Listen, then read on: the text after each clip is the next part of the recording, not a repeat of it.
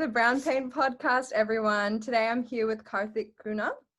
Kartik is a Singaporean Australian singer-songwriter currently enchanting the city of Sydney with his velvety smooth pop and R&B vocals, complemented with his groovy guitar and his catchy self-written songs, which will have you Indian head bopping, toe tapping and swaying your way to the melody.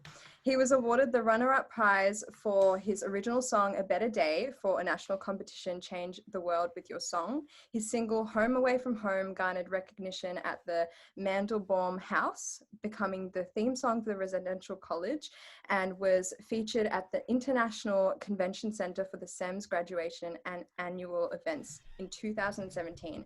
Above all, in my opinion, the most impressive thing about Kartik is what I would like to highlight is he is one of the only full-time South Asian musicians in Sydney / maybe even the whole of Australia.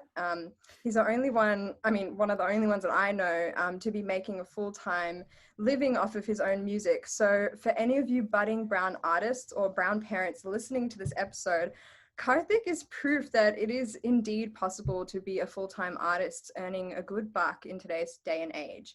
And anything is possible if you put your mind and heart to it. Kartik's highly anticipated EP, Songs About You, is out on Valentine's Day in 2021. So be prepared to be serenaded. Go follow him on Instagram and Spotify to stay tuned. Both tags are at Kartik Kuna, so that's at KartikKuna, at Kartik Kuna. Thank you so much for being on this podcast. I'm so excited to interview you. Thank you so much, Adia. Thanks so much for having me. It's such a pleasure. Awesome. Well, let's get just started with your life story. Where were you born? Because I know you're Singaporean, Indian, and Australian. So give us the whole shebang. What is it like growing up super cross-culturally? And do you feel more Singaporean, Indian, Australian? Yeah, go ahead. Yeah, a bit of everything actually, really. So I was born in Singapore in 1994. And I don't know why I just told you the year I was born. Totally fine. So I lived there from 0 till 9, and then I moved to Tasmania in Launceston, Tasmania, with my family in 2004. Nice. And I grew up there from year 4 to year 12, and then I spent 2 years in the Singapore Army because it's mandatory if you're a male born in Singapore. And then I came to Sydney in 2015 to study at the SydneyConservatorium of Music to major in a classical piano performance major background, or like degree. So that was what I majored in. And singing and guitar is something I've kind of always wanted to do. I taught myself guitar after winning this $100 music voucher in a competition when I was like 14, I think. Wow. And singing, like, I've just always, I guess, loved the limelight. So, Wow. just wanted to sing, and I guess guitar and singing, I was like, oh, well, when I was a teenager, I was like, maybe I can get the girls, and I just tried my luck with it. So, That's it kind of great. worked. Oh my God, So, really? yeah, I think it hopefully still works. So, No, that's great. we'll see. I'm always so impressed when people say, I taught myself the guitar. Like, that's pretty outrageous. Or I Yeah. taught myself even how to sing, because I've taught myself guitar, and I feel like Oh, right. guitar is like something I'm nowhere near as good at as you, by the Okay. way. Don't even We should have a think that. jam when we can finally meet each other. Yeah. Yeah, totally.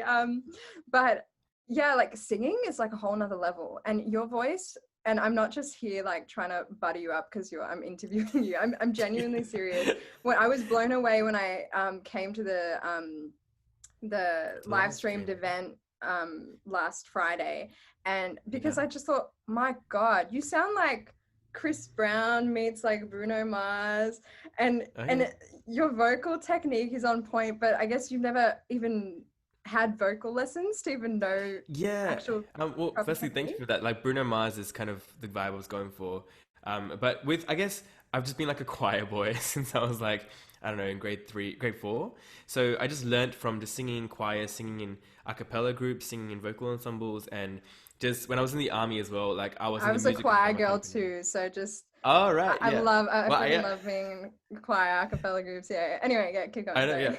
yeah. Um, Yeah, we have to jam. We have to jam. It's the best. But yeah, so when I was in Singapore, like I was in the music and drama company as an artist for my two Hmm. years national service. So I was a singer, dancer, and host. So I actually got even trained to dance hip hop and contemporary as well. So yeah, Really? obviously not your standard, but Oh like my just like basic gosh. stuff. Yeah, because we had to That was like sing and dance at the awesome. same time.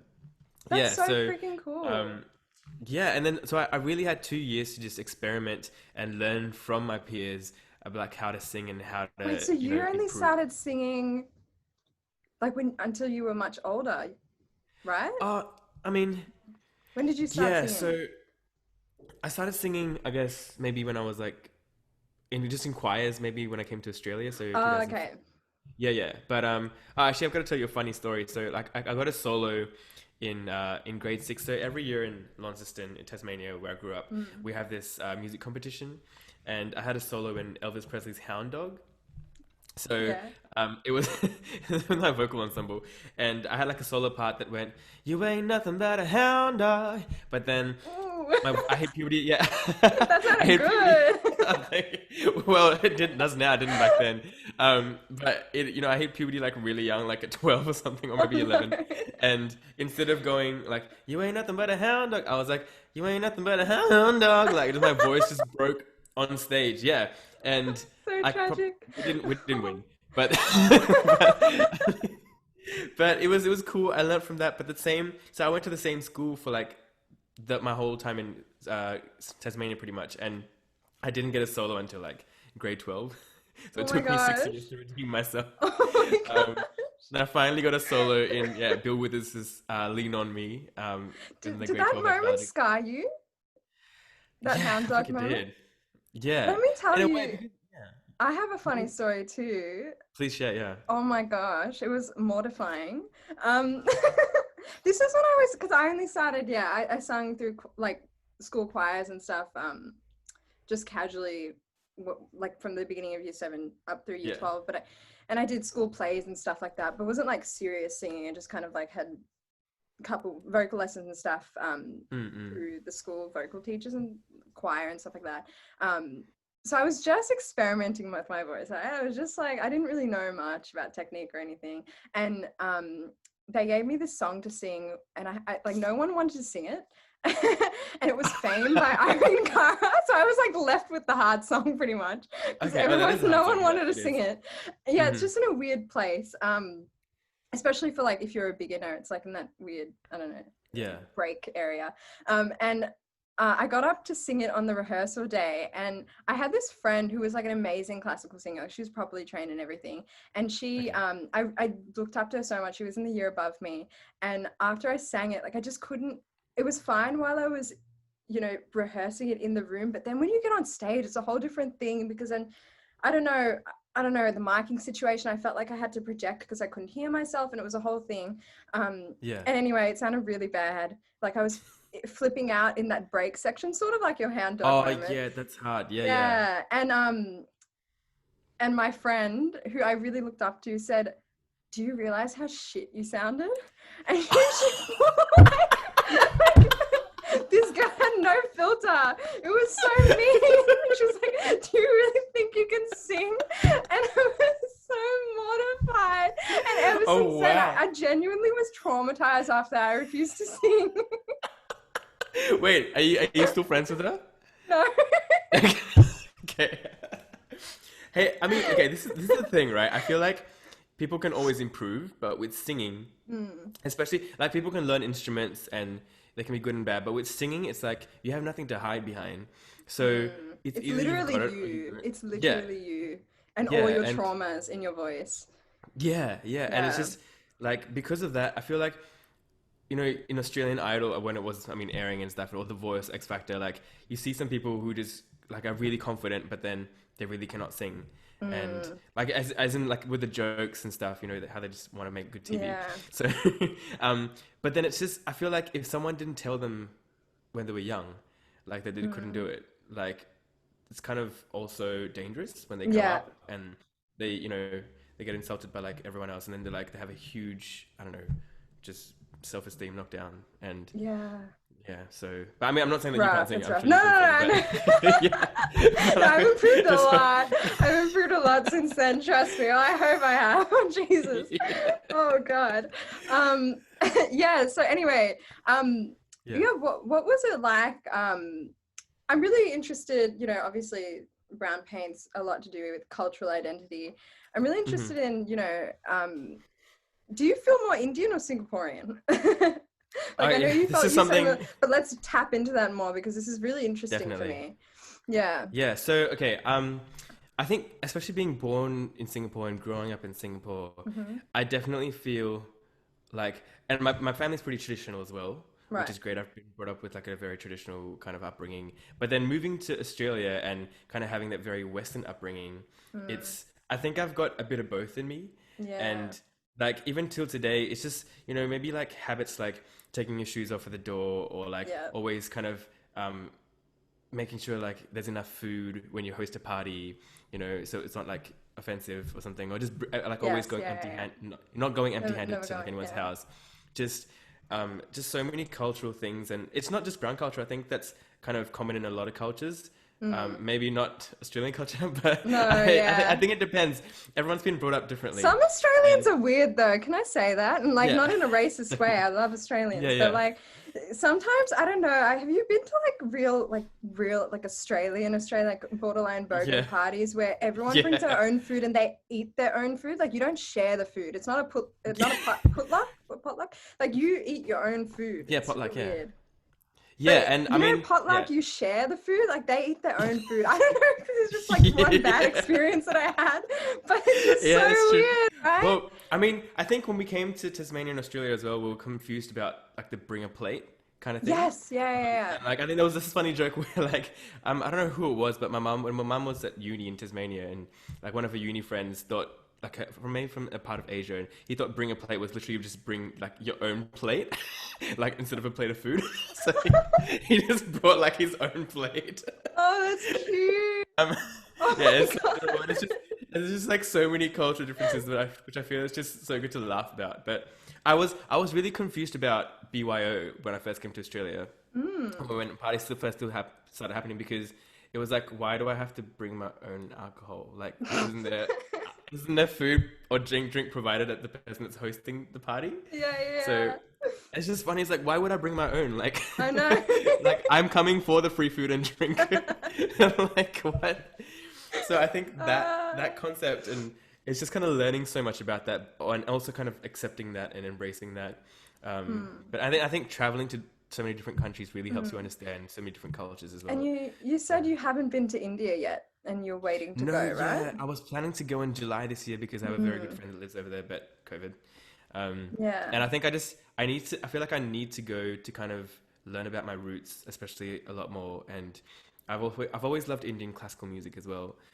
So I kind of Wow. wanted to do like a short course at the A.R. Rahman Conservatory in Chennai.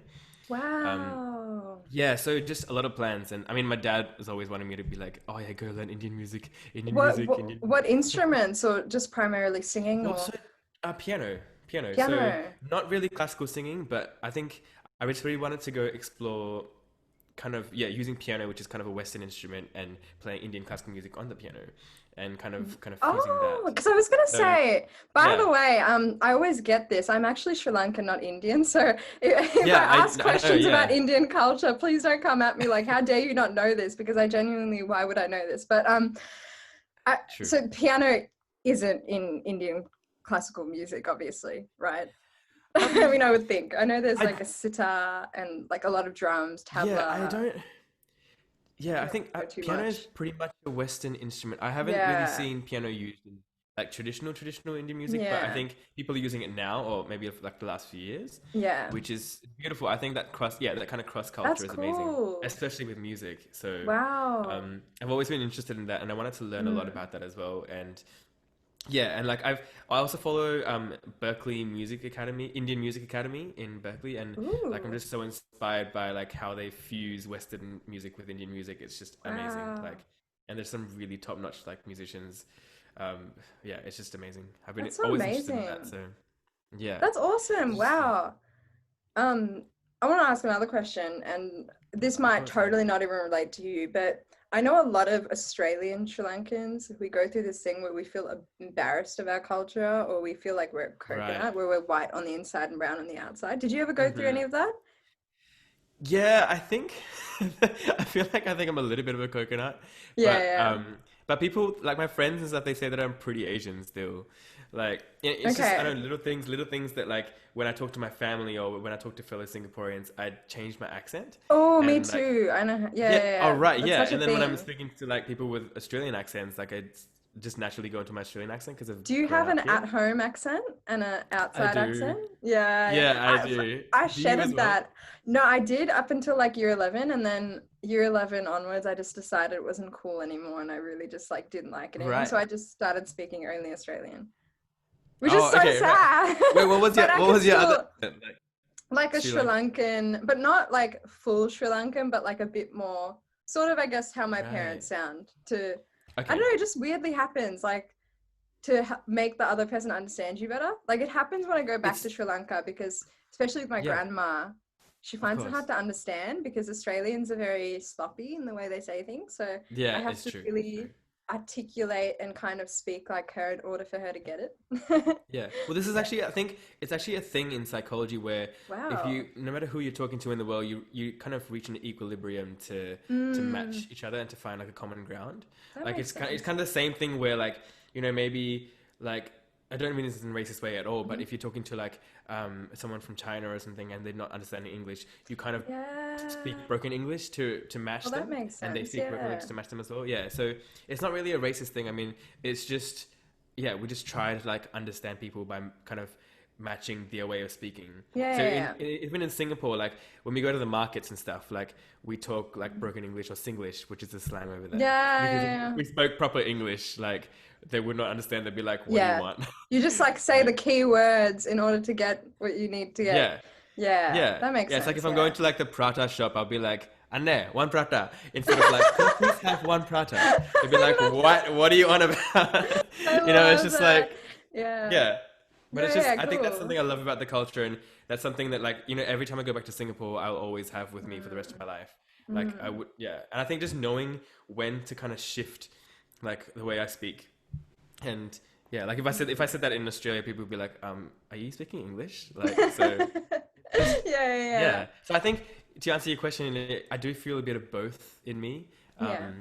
and I have lived in Australia for just a bit longer than half my life than in Mm, Singapore now. So yeah, I think it's the Singaporeanness and the Indianness will always be with me, and I think as mm. the older I get, the more I want to embrace that rather than like you were saying, like we were shy of Yes. it or we were embarrassed about it.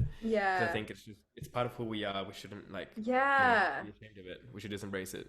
100%. I feel like a whole other weird level of self-knowing or connection to myself after I started beginning to explore my culture. And Mm, mm. it's weird because I can't really even explain it in words. It's just sort of like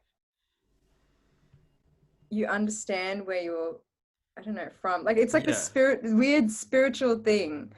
It is, Um, yeah. It's like this innate feeling that yeah, you it's just get. beautiful. It's awesome. And I feel so sad when I see, I don't know, like the kind of like brown lads Adidas wearing, like they just try and Yeah. be really like they either try and be really white or like super Mm. black or African. They turn up the saturation on their pictures because like anything's cooler than Right. being brown, right? Like that's their Yeah, mentality. right. And I Yeah. feel so bad because like yes, of course, it's natural to assimilate and it's probably important, but it's also important to know where you're from and where your roots are, and it's Yeah. important to It's important. embrace that because it's like so integral to who you are.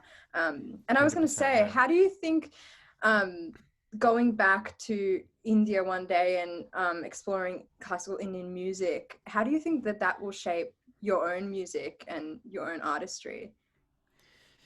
Yeah, I think yeah, like I said, I can't wait to learn about that music. Mm, Um, I think it will just give me a huge and greater knowledge and appreciation for Indian classical music, and like I would love to use that in my improvisations when I play piano.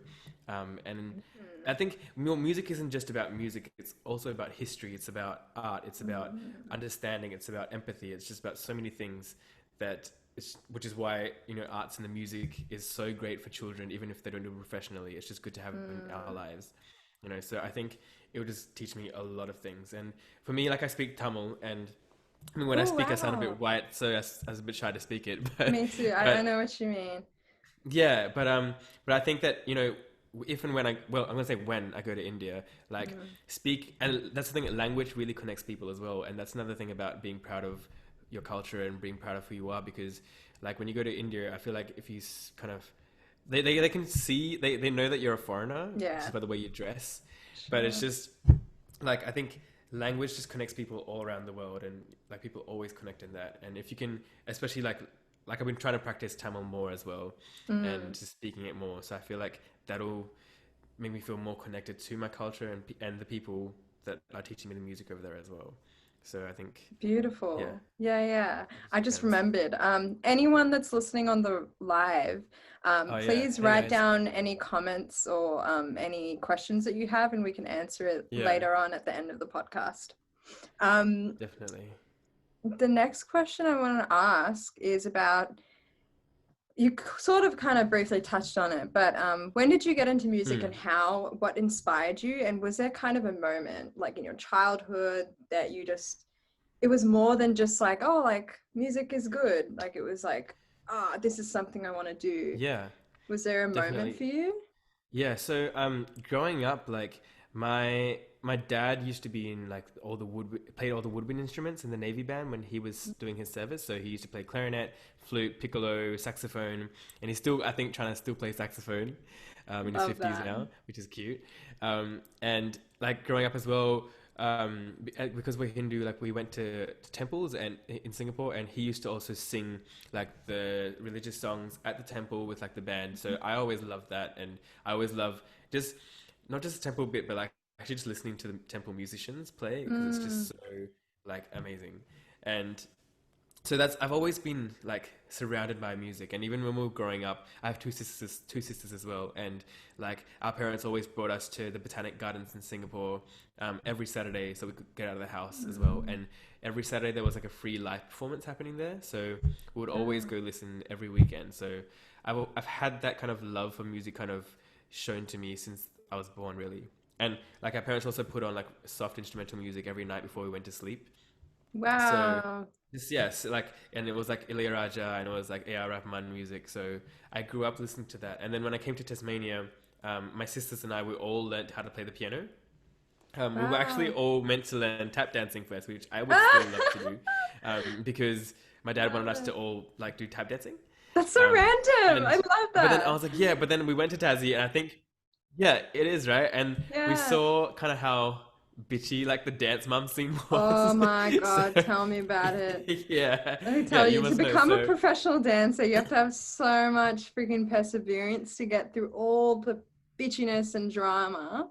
yeah, Yeah. yeah, I know. I can't imagine. So we were like, nah, that's not for us. So we were like, how about we learn the piano instead? And so we all learned the piano, Oh, and classical or yeah, contemporary? class. Yeah, so I've been trained in Wow. classical piano since I was 9 years old. Did you do So the AMEBs? yeah, so I did up to like my associate diploma, and then Whoa, I you went did to, the yeah. full shebang. I only Well, yeah, made it but to like after grade that, six. hey, that's still pretty good. That's still pretty good. I couldn't do it after that. It sucked.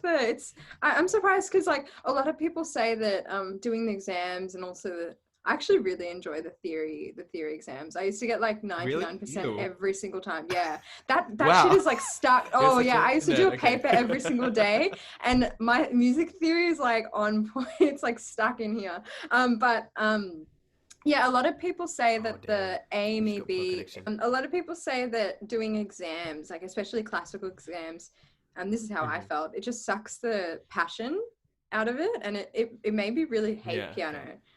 I don't know about Right. you, like you must have really liked it because you stuck through the Yeah. whole I really thing. love. Yeah. Well, I think I was doing it since I was 9, and then when I was like 14, 15, and when I was doing my grade 5 piano exam, I was like, oh, okay, I want to be a concert pianist for the rest of my life. And Whoa. then, yeah, so this is what happened. And then after grade 12, I was like, I auditioned for the Sydney Con of Music, and I got in, but then I had to defer it because of my 2 years national service. And by the way, I auditioned for the Sydney Con. This is how hard it is to keep your place there. I had to do 3 auditions to keep my place there. So like the first audition when I was like 18 to get in 2013, and then when I was in Singapore, the first year I had to do a short audition, so I just had to play like 2 pieces and post it on YouTube and send the links to them. Right. And then the third year, when I was in Singapore, I had to fly back all the way to Sydney to come and do a full audition again to prove that I could still play. Wait, is that my to make place. sure that your skill level is still on par to be in the con? Wow, that's insane. Yeah, and the SydneyCon audition is like for classical piano performance, it's really hard. So it's pretty much like 45 to 50 minutes music you have to memorize. And in the audition, and like it's hard music, obviously, because it has to be like a certain standard. Did you study in the audition, music? they only get you to play for like 5 minutes. Oh my God. And they just, literally you go into the audition and they're like, okay, play this piece from this part of the piece, and then play it from the start. And then they'll just stop you whenever they feel like it, which is really soon. And so when I flew back to Sydney, when I flew to Sydney all the way from Sydney, and I couldn't get that much leave from my army service as well. Yeah. So I flew all the way to Sydney, and I had to like practice because I was full time in the army, and I had to practice at my my relative's place because they had a piano there, luckily. Wow. And by the way, an audition takes like months to prepare. Especially to be the standard that they want. And crazy. So I flew all the way to Sydney just to play for like 5 minutes, and I was like, oh my God, like what? Because they stopped you halfway, is that why? Yeah. Oh Not even my halfway. God. Sometimes it's like after the first even like minute. But is that a good sign that they stop you early? Yeah, Okay, because they were just good. like, okay, he can play, it's fine. Yeah. But I mean, it's like I flew all the way It's still from a bit Singapore. demoralizing. Yeah, I get that. Yikes. And did you study, what did you study in your Sydney Con degree? Was it classical piano? Yeah, so classical piano performance. So it's a 4-year degree. Damn. And it's like, oh wow. Yeah, so by the end of it, I needed to do a 50-minute memorized recital. So wow. Yeah, so that went really well. I was really happy with how it went, and I got good marks and stuff. But that's I think, amazing. yeah, but with the degree, it's like it's never about the degree. I feel with arts, it's about making friends and contacts, so you can That's so true. Actually, let's segue into the whole how do you make art a career, music a career in this case, and I totally agree with that. Actually, before you answer, I'm just going to say I had an interesting experience because I don't know if you know, I was in science, first year science at Monash, and I decided to drop out and do this. But before I did that, I'm like, I actually, contrary to popular belief, I actually did consider doing a degree in music and arts and stuff like that. But so I had missed the opportunity to go to drama school, so VCA or Wapanata, all those, like they had all closed for the next year submission. So the only option I had was to like internal transfer from Monash Science into like a music degree there. And I think I would have taken like contemporary voice or something. But I like talked to the heads of Monash. I'm not trying to like talk trash about Monash, but this is genuinely what they told me. I said, look, like, what do your graduates do? Because I want to actually perform. I want to actually be on stage and perform. So is this course worthwhile? And I sat down with the head of like music, the head of drum, the head of arts, and they were all kind of like, oh, well, they just end up being academics. Like they just end up teaching music. And you know what they say, those who can't do teach. And with the art, it's really hard because I've noticed there are a lot of like fake industries, like people, I don't know, you have to get to the right course with the right people in it from the actual industry. Because like, for example, if you go to Monash, right, they say, oh, we have the best facilities. They do. They have an amazing theatre that's like generously donated to them by Jeannie Pratt with her millions. And they have like great teachers, but those great teachers aren't actually in the industry. So that's the catch-22. They say you're going to work with industry professionals, but really, if you look at the list of people that are on there is not one actual working member from the industry. You know what I mean? So it's like, and then you have like there's like this super hip. I feel like I'm like, there are some people that are going to get triggered because when I say this, I'm sorry if this is like you or if I don't know, like, I'm sorry, okay? But I'm just going to tell you this because I feel like this is the truth. And so many people, especially in Melbourne, get swayed away from the actual industry because they go into this thing that they think is an industry, but it's just like a fake industry or like a wannabe industry. But like Brunswick Right. people, so Brunswick Okay. people is like the term for like this hipster suburb. I'm sure you have an equivalent in Sydney. The super hipster, Newtown. like Yeah. radical left, like really like they wear like crazy colors and they're super cool and like hip and in and young and yeah, and they're like artsy, right? It's like they Yeah. have their own like scene, their art scene, Right. but Okay. that's not Okay. the industry. So like people think like, I don't know, so Right. it's so important to get Interesting. into the right, like what you said, like arts degrees is so much more about like, it's so much about networking, and you have to get into the Mm-hmm. right It arts is. degree to network. Otherwise, you're going to end up in one of these fake industries. That I'm in the I've never industry, heard and about I've these seen fake no, I've industries. This is seen really so different to many me. This is people news to get me. caught in this, and I'm like, and they genuinely think that they're like at the top of the industry or the top of the game, and I'm like, you do realize one, you're not getting paid. Oh, Two, right. like Okay. Yeah. yeah, because it's all like student film stuff, but they think that this is the epitome of Australian arts. I'm like, I don't know, like Right. I don't Okay. know if this is just certain people that have just happened to kind of fall into these traps, but I feel like, yeah, anyway, the importance of networking is what I'm trying to stress. Yeah. Um, yeah, sorry, continue. I was, Okay. I'm already ranting. I'm so sorry. This is such a I'm just bad sound. listening. Oh dear. This is I great. don't This know. is great. But do you agree? Like, is there something like Yeah. equivalent in Sydney where people think that Um. they're doing it, but they're not even in the industry? um. This sounds so Actually, savage, guys, but yeah. I have to it's think the about this. truth. I have been lucky enough to surround myself with people that are kind of in the industry. Actually, Um, industry good. yeah, actually in the industry. I mean, maybe, Oh dear. maybe. I hope Oh this gosh, I'm doesn't gonna get a six sound pack from bad. laughing. I Yeah, yeah. No, but okay. I think whilst at uni, um, like it's important to kind of distinguish. This is another thing about supporting artists, and I think this is a great thing for us to talk about how the AFL wasn't going to pay the dancers for to do the AFL show, and I think paid work is like okay. This is the problem when we're at uni. A lot of kids are willing to do stuff for free or like a really reduced rate, but then that is actually really derogatory because it ruins the kind of playing field for all the professional musicians who are charging the Yeah. rate that we all should be getting. So, but the young ones, they don't really realize that. Yes. So that's actually like detrimental to the future Ah, of the arts industry. So, wow. yeah, in that No, way, because like, actually, come to think yeah, of it, you're always taught to say, when you're starting out, you're going to have to do free work, say yes to everything. But then yeah, what the heck? Because you look at other fields where people are considered professional in that field, but, yeah, they're at least paid. And why is it that as artists, we're always like I don't know, we're always ripped off, yeah, exactly. It's like our And art isn't valued. yeah, but then so much of what we need in this world, like we rely on art so much. It's like the Yes, yeah. music, the books we read, Netflix, just so many things. And I think it's, I mean, but trust me, in Australia, it's so much better than it is in Singapore. Like Singapore, Mm, like the arts industry is just not even really considered. It's very, very slowly growing. Like right. so, it's just small things. Like when I was performing in Singapore, we would be doing a show, and sometimes it's so hard to get people to even clap along to a song. But then in Wow. Australia, I do weddings every weekend, and like people just want to get drunk and dance, and it's actually like heaps easier. But then people that Wow. only are born in Australia, they don't know how Mm, good it is, and they also don't know how lucky they are to be born in Australia because Australia is like wow. a great place to be. Um, yeah, so I think especially when you come from like a different country and you see the differences in different countries, like Mm, you just have a great appreciation for, mm. especially Australia. Like there's a lot of, Yeah.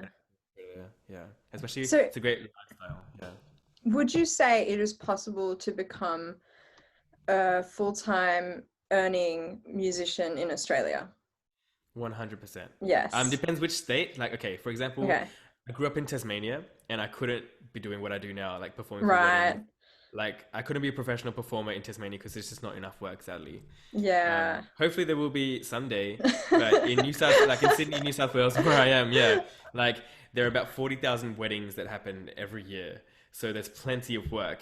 And obviously you have to be good and you have to hustle and you have to hard work. I mean, put in a lot of hard work, but like weddings is just one way of making really good money, and Yeah. a lot of people, a lot of my peers, they teach. I'm like one of the only ones that don't Mm. teach, because I Mm. just don't want to, and I want to, teach later in my life when Yeah. I'm just older, and have Mm. a family and all that. I think it's just more stable then. But Mm. when I think about performing, like performing is my strength, and I want to use my Yes. young years now to just focus on my strength. I was gonna And say teaching can be a bit of a trap. Like I think yeah, teaching's great because it means that, you have a steady job while you are trying to make it as a performer. But I've personally seen, like, in saying that, I still want to get into teaching. I feel like it'd be great, but it's so okay, hard to strike a balance though, because I feel like I've seen some people really, even in the dance world, where they teach so much that they don't have time to, like, they compromise out on their yeah, performing. Like they become so invested in the kids. There's concerts, there's competitions, you have to be there for every class,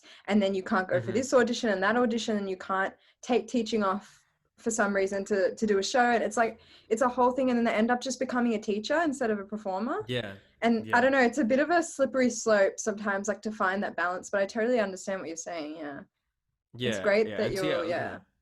a lot of people, yeah, teach. I mean, yeah, the people that I'm closest to, they teach and they perform on the weekends as well. But Oh, that's most of good. them Yeah, don't yeah. love teaching. Like they Yeah. do it kind of just for the money, Mm, which I understand because a lot of mm. people they just want to perform at gigs and gig, Yeah, which and is you do cool. need the money. Like, teaching's great for Yeah, that. yeah, I don't want especially to to, pay rent yeah, and all that. So exactly, yeah. I don't want to, like, make teaching sound bad or like discourage yeah. anyone from teaching. Yeah, but it does take a lot of energy out of Yeah. like people to teach because you're using your voice the whole day, and Mm, sometimes your kids like don't practice, or like sometimes you have really great kids, which makes it mm. really enjoyable. But and sometimes it's like the kids that are there, they don't want to be there. The parents want them to be there. So it's Yeah. like when you have that energy, even from a kid, and kids don't have filters; they can't lie, and Yeah. so it's just like if they're unhappy, they just tell you they're unhappy, and it's like if they're that like that the whole Mm, lesson, and they're just distracted, then it drains you out as well. So um, mm. it does take a lot of effort because you're not only teaching, sometimes you're also babysitting, and Yeah. sometimes you're just taking care of the kid as well. So Yeah.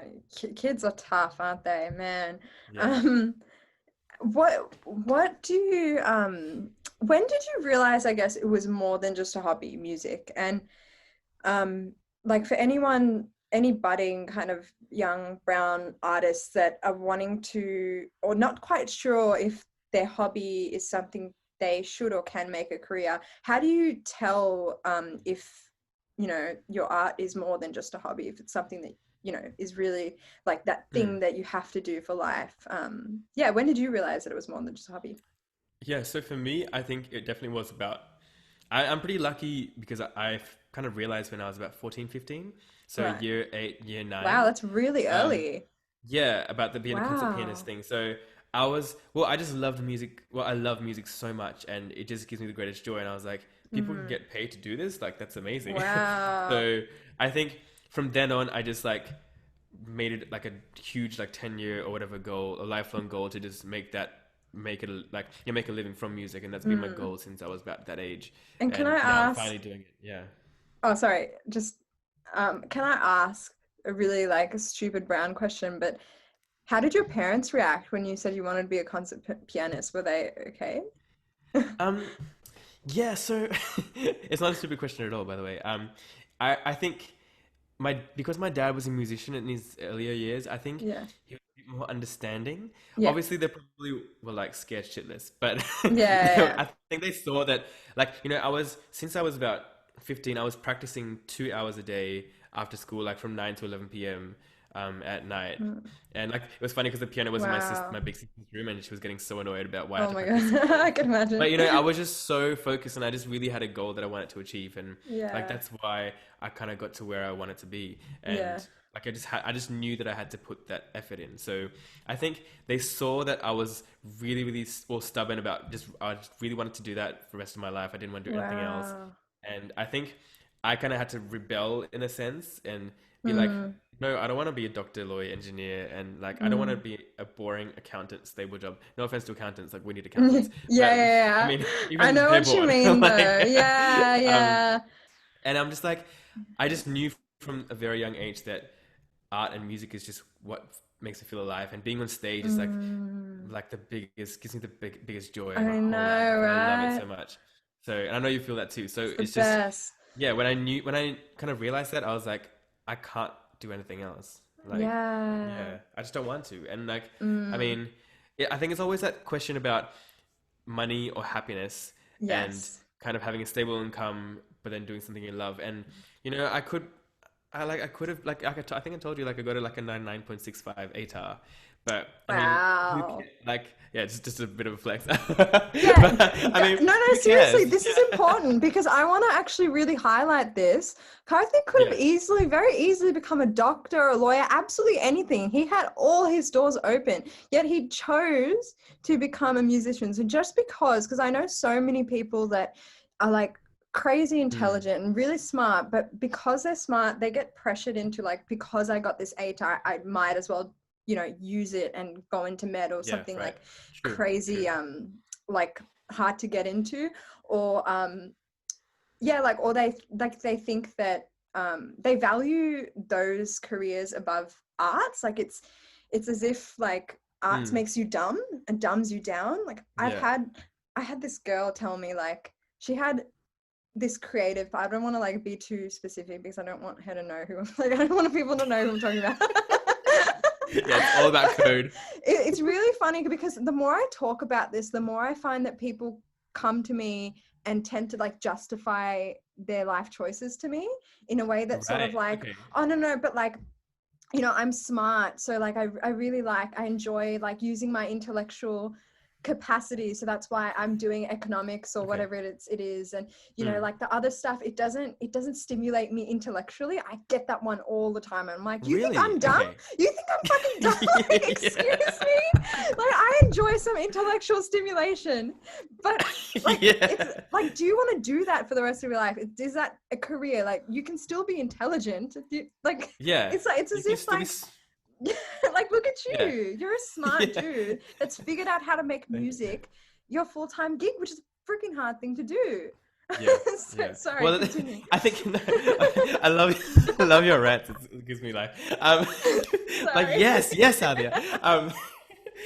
No, but guys, Adia's so right, because I really could have done anything, but like, but why? At the end of the day, you have to keep asking yourself why. It's like, I think a huge thing we kind of not suffer with, but we have in the back of our minds is, what do our parents want and what do we want?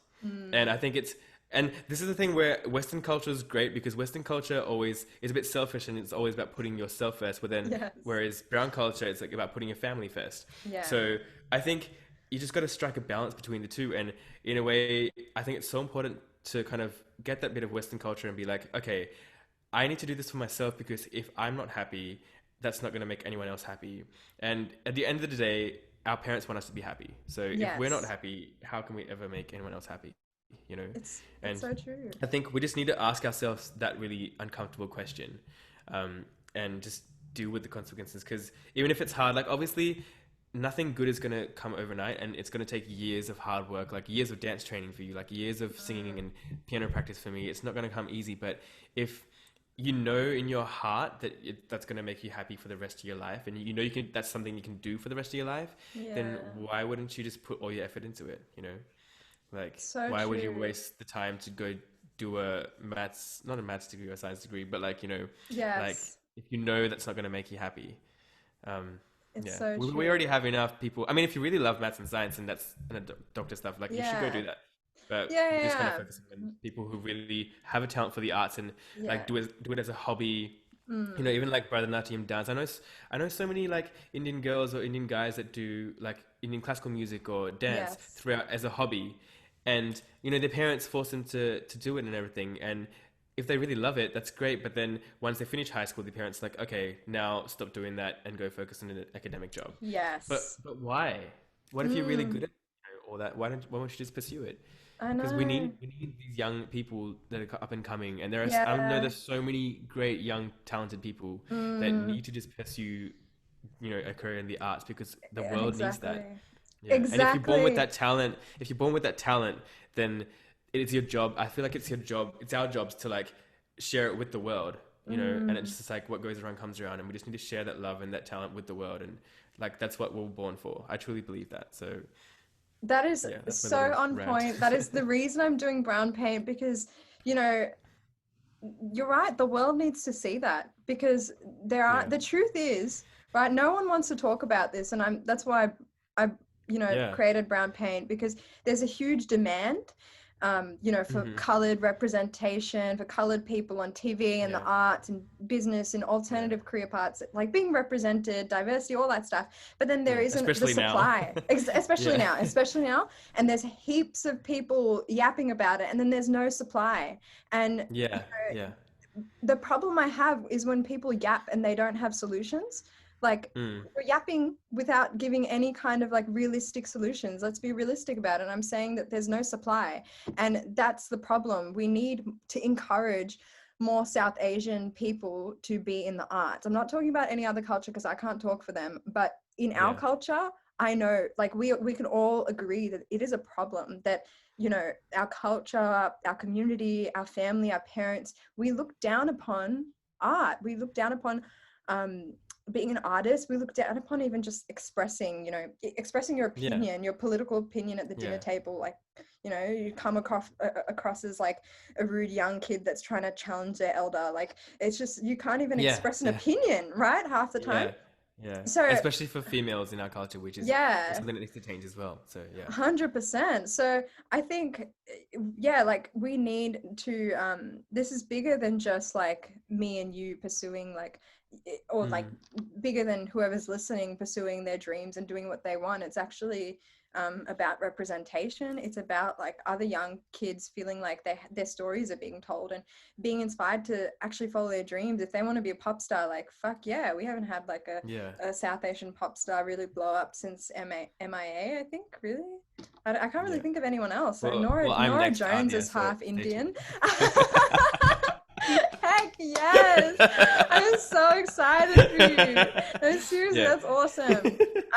Yeah. Hey, But yeah, I was gonna chime in and sorry, if that's right. I yeah, was no, gonna no, go say, ahead. brown parents, they put down not my brown parents, but like the majority of brown parents, they put Yeah. down the arts. But then it's so hypocritical because they love going to see like a Sangeet or like a Yes. or Arangetram, and it's just like that's what they do to kind of relax and take their minds off things. So it's like, why wouldn't you support that as well?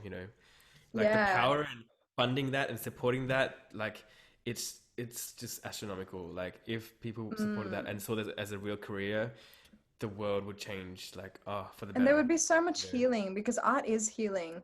And Yeah. actually, what I was gonna say something about that. Brown parents, right? They they may really respect art, but they can't acknowledge that they respect art. For example, my father, I asked him, because, we were going through a huge thing where he really did not want me to go into this career and drop out of uni and all that stuff. And understandably too, like, you can understand his cultural, I guess, mindset and his belief system, the way he's been grown up, and I guess maybe even indoctrinated to believe that. But he was kind of like, I was trying to explain, like, art is actually a necessity, and his argument was always, oh well, everyone needs doctors, like, people, like, doctors save lives. If like something happens in the world, like, no one needs artists, they need doctors. And I'm like, no, that's not true, because art, that's people's mental health. That's actually, Yeah. possibly more critical, because, even comedians, they say, humor is medicine, art is medicine, dance is medicine. Yeah. People's well-being, can cure, heaps of illnesses, sicknesses, all that. But I used Michael Jackson as an example, and I said, well, didn't Michael Jackson save heaps of lives, through his music? It reached 1 million years. But who do you respect more, a regular GP, your local GP, or Michael Jackson? And my dad said the local GP. And I was like, are you serious? And he was dead set serious. He was dead set serious. I couldn't believe it. But Wow, he was Yeah. honestly serious about it when he said it. And I thought, Okay, yeah. my God, this is actually what most brown parents believe, because, you could Right, yeah. be the most successful artist, but at the end of the day, you're just a dancing monkey to them. They don't see the skill. They don't see how they don't. It's like their ego doesn't want to acknowledge the importance of it. They're in this constant state of denial. It's horrible. It is a constant state of denial. Yeah, definitely. Yeah. Sorry, we're getting sidetracked. The original question was like, how can you tell? What was the original question? I know. The original question is, how can you tell if it's more than a hobby? But I think you did cover it, because you mentioned like it's that feeling that you get where it's like, oh, I could not do anything else. That feeling of being on stage, the feeling of doing it is just unbearably contagious and infectious, and it's phenomenal to the point where you couldn't imagine doing anything else in the world, and that's when you know you should do it. Well, I mean, at the start, obviously, it's very nerve-wracking, and you should start as early as you can in like primary school. But then after you get kind of past that stage and you kind of get more comfortable within your own skin, I think it's just the most liberating feeling to entertain. Well, for me at least, and I think just follow your feelings, guys. Yes, I mean, it's really not simple, right? Why do we complicate it so much? You know, it's what do you want to do in life? Then just do it. Just do whatever that is. But it really is that simple. we go, what do you want to do in life? But then what do my parents want? What does my family want? What does my culture want? What will make me rich? What will give me status? What will, like, you know, all these extra things that is so dumb, but it's just like, strip it back. What do you want? Go do that, right? Exactly.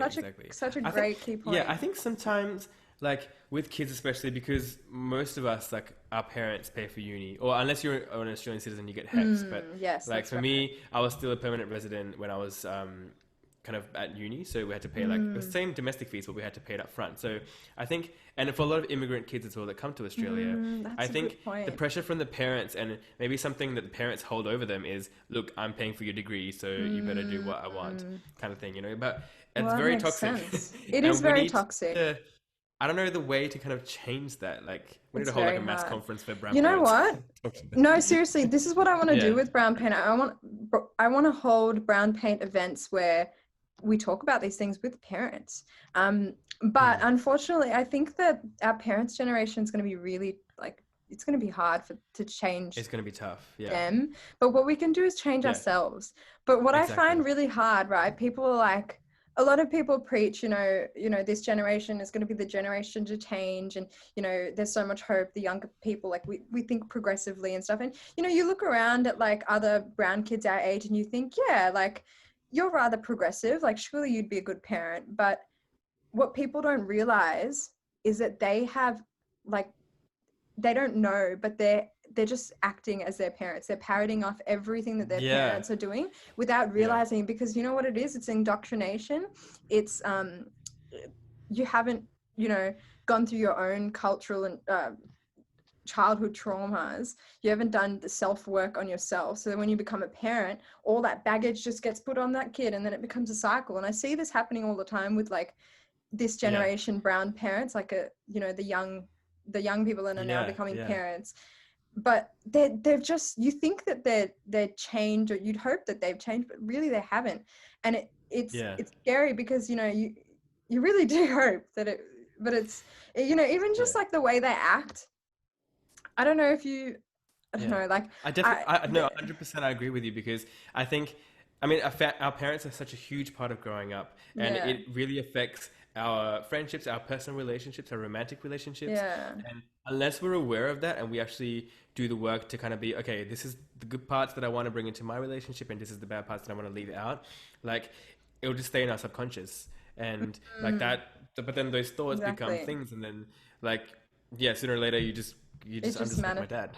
Exactly. And like, unless you realize it when people tell you about it, like when they meet your parents and then they've been friends with you for ages, they're like, oh, you do this like your dad, or like you do this like your mom, and you're like, oh shit, I do. Like, and it's not necessarily a bad thing. It's about picking the good and the bad, and you're right about that. Picking the good and the bad, and actually working through that. But I don't know if you've like been in like toxic brown social groups and stuff, but I really felt this in Monash. Like I had a pretty bad experience there, obviously. Sorry, Monash. I feel so bad. Like it's a great school. I'm just talking about like some of the kids that go there, because there are there's a huge South Asian population that goes there, and they're very cliquey, and Yeah. they have these groups, right, that they're very like, it's almost like Okay. culty. Like when you're in a group, you can't really leave, or else, you know, they're very Right. Okay. territorial. I don't know.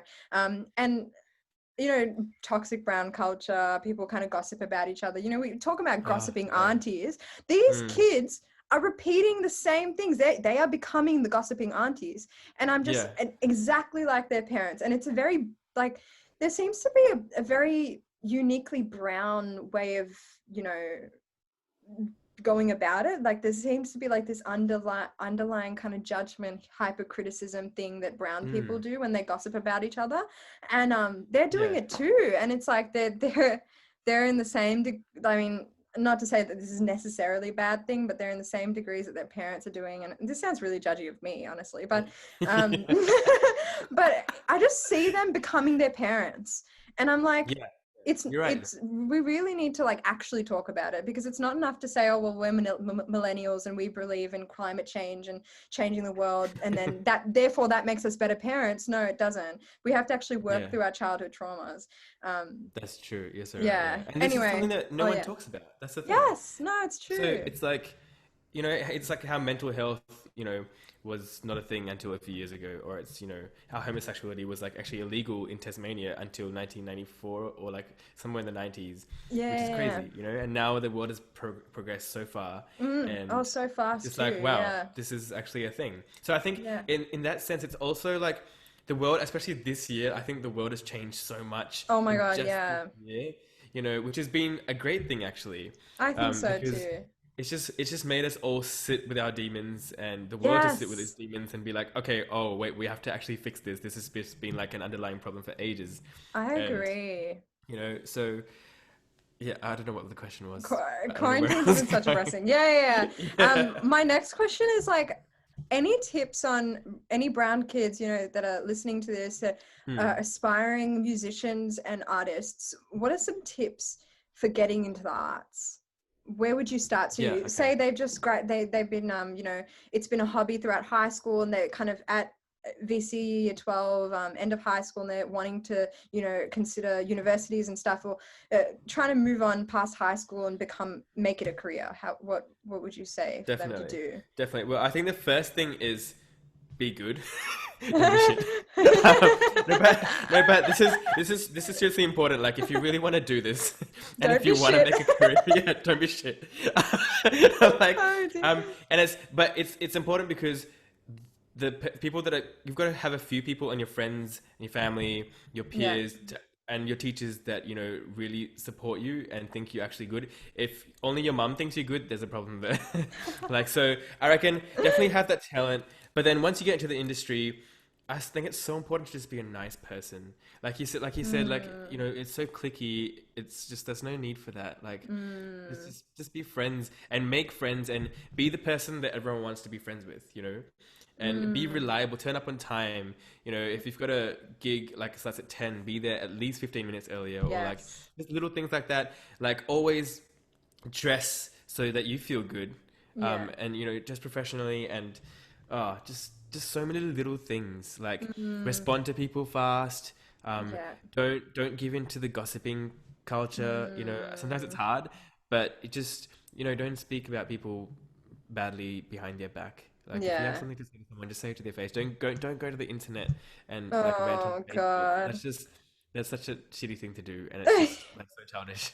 So don't do that. Wow. And yeah, just, I think, especially, kind of like, kill your ego and just be open to learning so much. And I think this goes for the rest of your life. Like, we're meant to be learning for the rest of our lives, and if you think you know everything, you've already lost, I feel. And So like, true. this is something I have to keep telling myself as well, you know, all the time. Because it's like, I think we all kind of get a bit cocky, like, at different points. So I think we have to like remind ourselves to kind of stay humble as well. And yeah, just be a nice person and hustle. There's no tomorrow. Like, yeah. And what universities in Australia would you recommend for So budding yeah, different. musicians?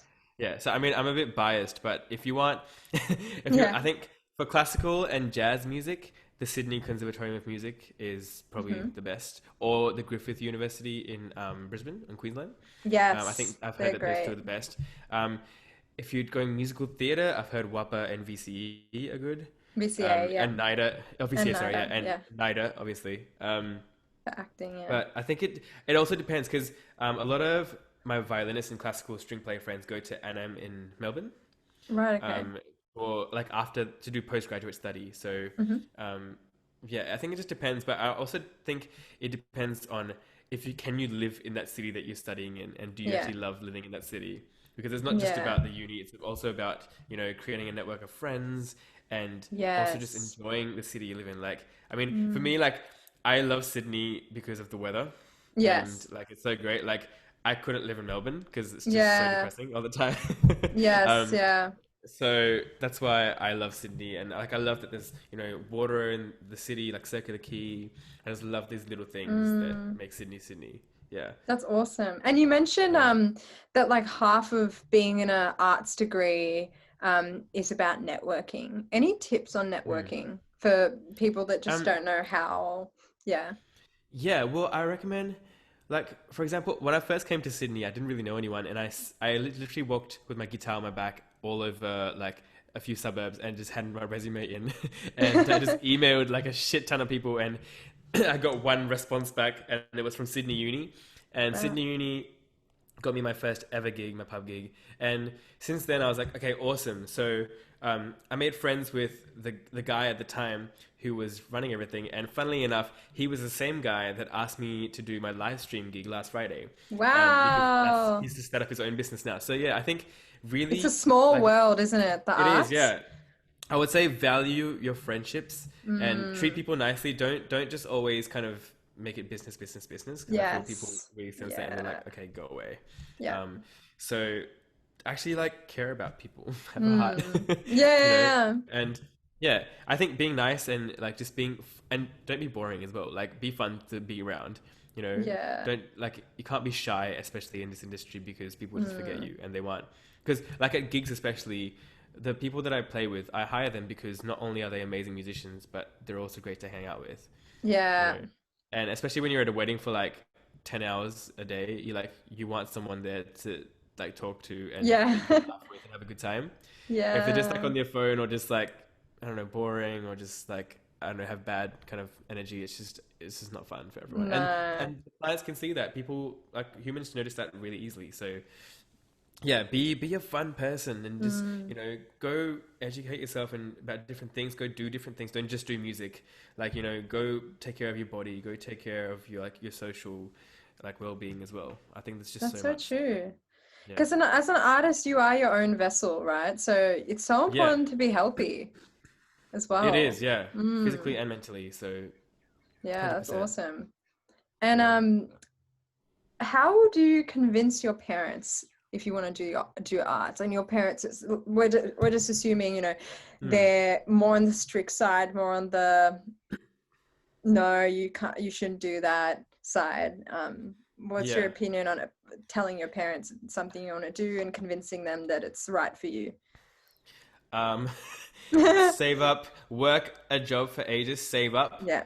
pay for your degree yourself.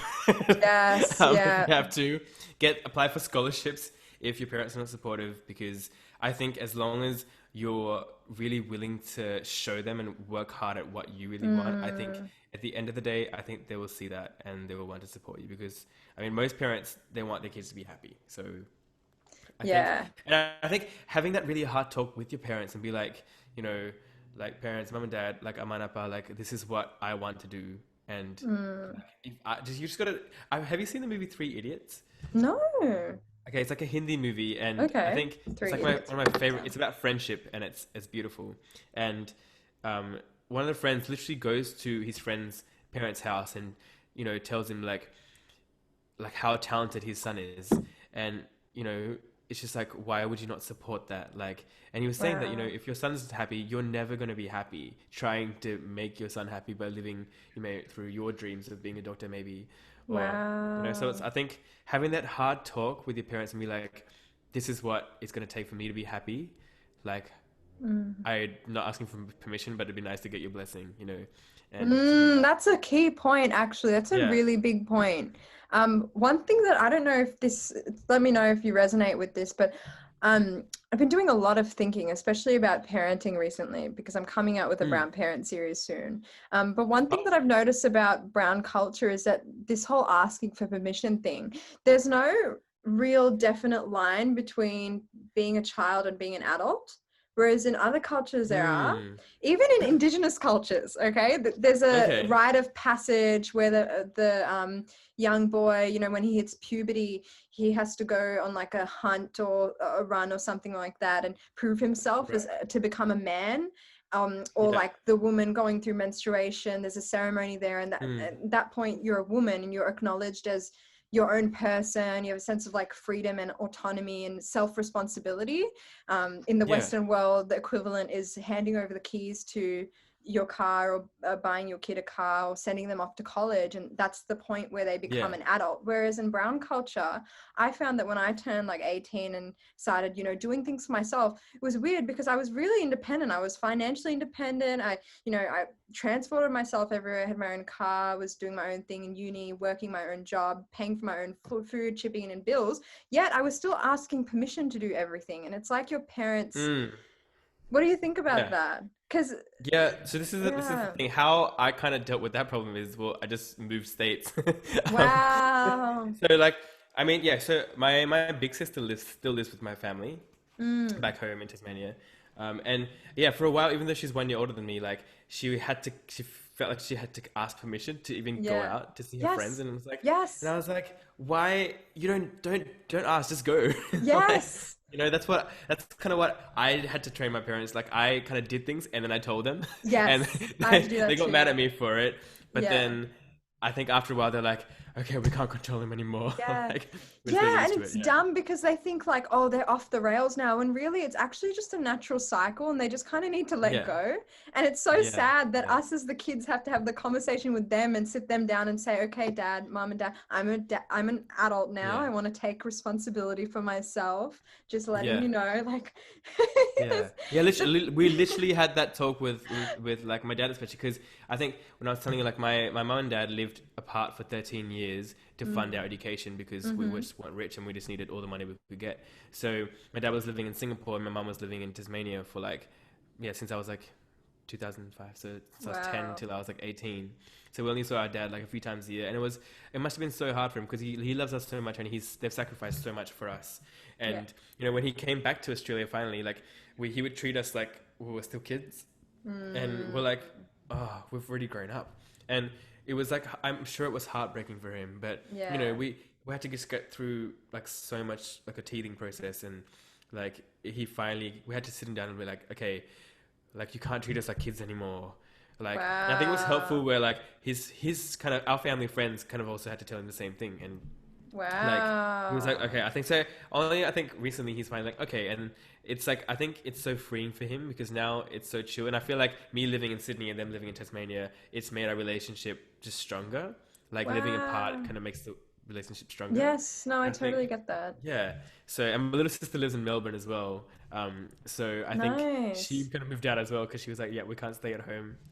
We just need our own independence. So Yeah. I think moving out of home is a great way to kind of gain that independence. Yeah. But the thing about Singapore is as well is a lot of not just Indians but like everyone lives with their family until they get married because the law in Singapore is Mm. you can't buy a house unless you're 35 years old or you're What? married. Yeah. So if you're single and So you're under 35, you weird. can't buy your own house. Well, it's too expensive anyway. So everyone just lives with their family. And then, so the only way to kind of move out is to get married.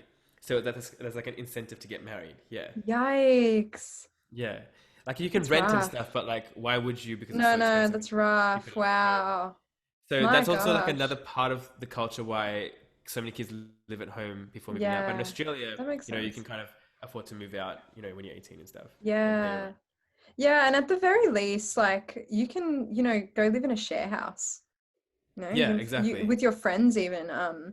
But yeah, sometimes that space is Yeah. really healthy for your relationship with your parents. It actually like makes a Yeah. relationship better.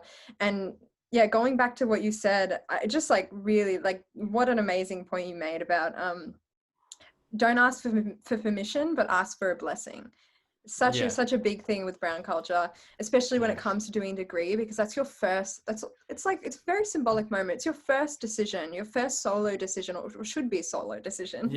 Typically it isn't, but it should be a solo decision. Big life choice that you're making, you know, jumping into career and a degree to get you into that career. So last question. Sorry, I know we're a bit over time here, but I really wanted to ask you, what's your musical process? Like writing a song? What's your artistic process? Tell me. I love this. It's going to sound so cliche, but I feel like it's hard to write when you're happy. Yes, like when I know what you mean. Which is sad. I feel like breakups it's a serious issue. It's a serious problem. We're messed up in the head, artists. But breakups kind of inspire so much material. And like toxic relationships and crazy relationships, I feel like inspire a lot of great material. That's kind of how Used to Crazy kind of was born. My most recent single. Like the whole story behind Used to Crazy was, my whole life, I've kind of been in toxic relationships with crazy girls, and I'm not saying that all girls are crazy, by the way. I think I've met some beautiful women, and like, it's just, for some reason, I've made the decision to be in relationships with crazy girls, or just people that are just not meant for me. But, you know, sometimes we really attract those people, because, you know, you have girls that just are completely attracted to the bad boys, and they never learn. So it happens. I think I'm a bad boy, but I think it was just girls that like the singing guitar piano thing. That's it's great, though. Blessing and a curse. So where was I going with this? Oh yes, but the song is about also, you know, being so used to toxic and crazy relationships. That when you finally come out of that, and when you come into a good and healthy relationship, like, you're just kind of on edge because you think you should be fighting, you think there should be drama, but you should just be embracing the calm, you know? I totally So the whole kind of story is just in the chorus, where it's like, I'm so used to crazy that I don't know what it should be like to feel so calm. Nothing feels wrong. Is this even real? I'm so used to crazy. Now I don't even have to worry because I have someone that loves me and calls me baby. So wow, I love this. Those are the lyrics in the chorus. Incredible. So listen to the song, guys. And so do you like figure out a chord progression first, or do you write the lyrics first, or how does that work for you? The actual making of the song. And do you produce it yourself? No, so Glenn Lamunta, who opened for me for my live stream, actually, he was actually my producer for all my tracks. He's amazing. Awesome. He's a dear friend of mine. He's an amazing singer, guitarist, pianist, as you saw, and he got invited to sing with Stevie Wonder on the stage crazy. a few years ago, which is crazy. Which is amazing. And he's just producing. He's produced for himself like for a long time, but this is the first year where he's producing for other people. So we're both learning so much from each other. He's great. But my process about writing a song, funnily enough, nearly all my songs, all the melodies and lyrics come to me in the shower. So like, I have like really long showers because like, it's just like my thinking time, and it's just like where, I don't know, I'm thinking about ideas, and then I'll think of a melody and I'm like, oh God, that's good. And then I always have my phone at me, and I'll just record it as a voice memo straight away. And then, so it depends. I think for me, most of the time the lyrics and the melody come first. And then the chords, like the hook, or usually the hook, usually the chorus of the hook comes first. And then the chords are really easy. Like, you just that's just like the fun part. That's the easy part. But I think writing songs, I don't know, it just gives me so much joy, and because it's like you have to be so vulnerable about it, and I feel like every time I write a song, it's like it gives me closure about something, and you know, it takes my mind off whatever it is. So it's such a deeply emotional and healing process, isn't it? Just art in general. It is. It's so beautiful. And one thing I gotta say. Well? Okay, I have like here and there. I'm not gonna like release anytime soon. I'm on a journey, guys, with my voice. I'm on a journey. I'm still scarred from that girl. Guys, who wants to hear Adhya sing? We want to hear Adhya sing. I'm very much, I think for me, my insecurity comes from like partially that girl, but I've sort of like overcome this in recent years. More so like how many years ago was that? This was like year 11, so maybe like 5 years ago. I really want to meet this girl and be like, do you know what you did to Adhya? Like, I wonder if she's watching. The ironic part though about this is that, you know, actually she's really lovely. So like, she's lovely now, right? Like, she was a bit of a You just got before, to say but that, but okay, yeah. she's lovely now, and like it's all good. Like I bumped into her and stuff, and we're cool. But like, um, the ironic part is that I've actually gone to pursue this stuff professionally, and she hasn't now, and she's like Okay. insanely Wow. like next level talented, which I don't know Yeah. why she doesn't. It makes me angry thinking about it, but um yeah, like after all that, like after everything she said, she didn't even pursue it herself. But anyway, yeah. Ah, So it's partially that, and it's sort of to do with like I never had formal training because I yeah. didn't I just like I think it was the universe conspired for this to happen. I wasn't meant to go to drama school because all of like the day I actually wanted to pursue it, I Mm. was still in science and I decided, oh my gosh, I should apply for drama schools. I went onto the websites for the drama schools. The applications had closed the day before. So Wow. it was just like, So it's not meant to be. it was just not meant to be. I was meant to take a gap year. And in my gap year, I was luckily already signed to an agent and stuff. Mm. And I had been auditioning throughout my uni. So I just kept auditioning and I started landing things and I just started kind of like getting into the industry myself without any training. But Yeah. then that's also being insecurity of mine because I'm like, I don't have formal training. I don't have those 3 years that Right, everyone else right. has been through. And somehow I'm sort of like able to do the things that they're able to do. But that Yeah. lack of training is still kind of like an insecurity of mine because it Mm. means that my Well, dance level, because I grew up dancing and I started singing much late, my dance level is yeah. like much higher than my singing level, whereas other people's, it's a bit Yeah. more even, if that makes sense. So Right. Okay. Okay. that's Yeah. why being next to all these other people that are like, especially in music theater, you know, they can sing Yeah. really well. But I can dance better than they can sing, but I'm comparing myself to Yeah. them and I'm wanting what Yeah. they have. So it's like, Yeah. it's still it's a thing for me. I really want to overcome it because I do want to possibly release my own music one day because it's something that I've Yeah. always wanted to do, but I'm too scared to, and it's so dumb. I know, but Yeah. Well, I was gonna chip in and say that a thing about how you've been kind of doing your hands-on experience for most of your yeah, life. Like I yes, feel like yeah. even when I was at uni, this is advice for everyone that goes to uni to pursue an arts degree as well. Hmm. Don't wait until you finish uni to start looking for jobs. Like Mm. work whilst you're at uni. Like I was working full time for like my last 2 years, and even before that, I was Wow. kind of doing gigs. Because I knew that if I waited till after uni, I'd just have a mental breakdown and that's what a lot of Yes. people do because like they think that, oh, if I'm just stay in a practice room for 8 hours a day, I'll just get a job Mm. when I finish uni. But And that no, you're not. qualification will give you the job, but that's not Yeah, how it works in yeah, arts. It's yeah, exactly. The piece of experience paper and does not. networking. Yeah. Yeah, it does not guarantee you a job. So like make sure that you're doing all your networking and contact building whilst you're at uni because Wow. like I didn't have to worry when I finished uni because I was already working full time. I was like managing a wedding agency and I'm singing for weddings every weekend. I'm doing gigs here and there and like also pursuing my original music. So like yeah, Wow. the thing is a lot of people they think that they're gonna get jobs straight after uni after a 4 year degree of not networking. Like Yeah. they freak out and then they go into postgraduate study and then they just Mm. keep studying because it's like an insecurity that they have that Yes. they know that they're not going to get a job, but then they kind of tell themselves that if I keep studying, like, and I have certificates, Wow. like, I'll get a job someday. But Oh my you might Lord. not even get a job. Like people don't care about. Well, some people, if you're going into academics, then yeah, the piece of paper kind of helps. Yeah. But I mean, people always want to see on like your experience. And Wow. even if you look good on paper, like who cares? Wow. So If you're you don't have the saying experience, yeah. people out of their lack of drive or maybe confidence to go out there and start working, they Yeah. kind of get caught in the academic trap and Yeah, actually yeah, just never end up performing and doing the thing that they actually wanted to do. yeah, yeah. Well, Wow. like for That example, makes like sense. yeah, because I mean, it is scary to kind of go and hustle and go to talk to people and like talk about yourself, but you have to do that because. And another thing is, I think with a lot of artists or like musicians, a huge thing I learnt at uni as well is you have to think of yourself as a business.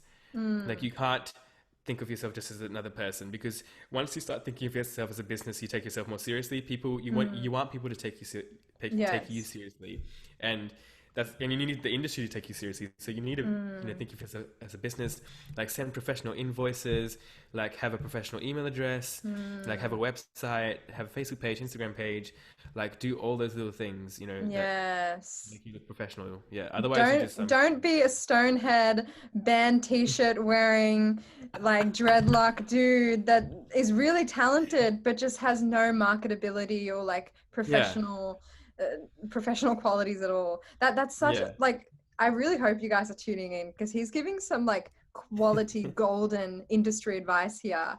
Thank you. Yeah.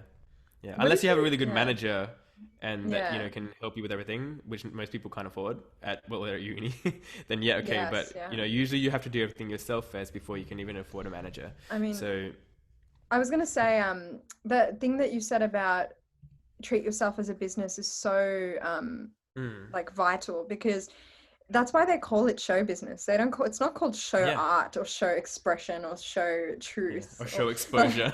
yeah, no, or show fame. It's show business Yeah. because it really is like at the end of the day it's a business. But that's why it's Yeah. so hard because it's business and pleasure. It's business and Mm, yourself, your emotions, your art, literally you and your yeah. art. And it's learning to juggle the balance, like balance the two. Exactly. You Yeah. can't be too like completely one side. You've got to have a balance between business and Yeah. the art. Exactly. Yeah. And you got to treat yourself, you got to take care of yourself like you're worth a lot. Because, like, for example, as a singer, Mm. like, you can't drink too much because your voice will get affected. Yes.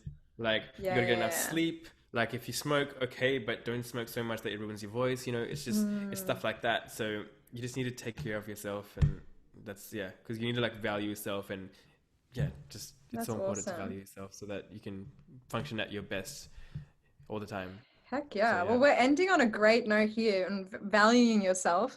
Yeah. Yeah, thank you so much for being here. And for all Thanks, that Adia. advice. Yeah. Like, I think this is going to be such a great podcast, especially for those younger budding brown artists that want to make music a career. Because you really just like gave them the golden like advice packed into like one session. So thank you for that. Yeah.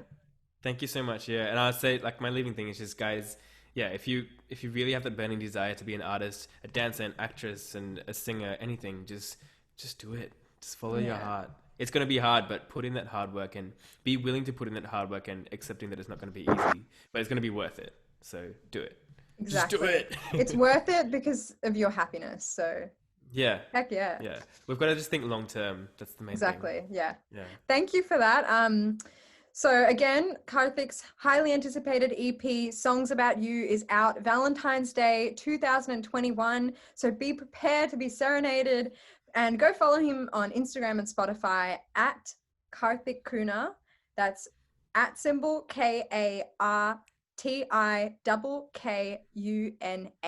Kartik Kuna. Thank you so much for being here. Thanks so much, Adia. Lovely to speak to you.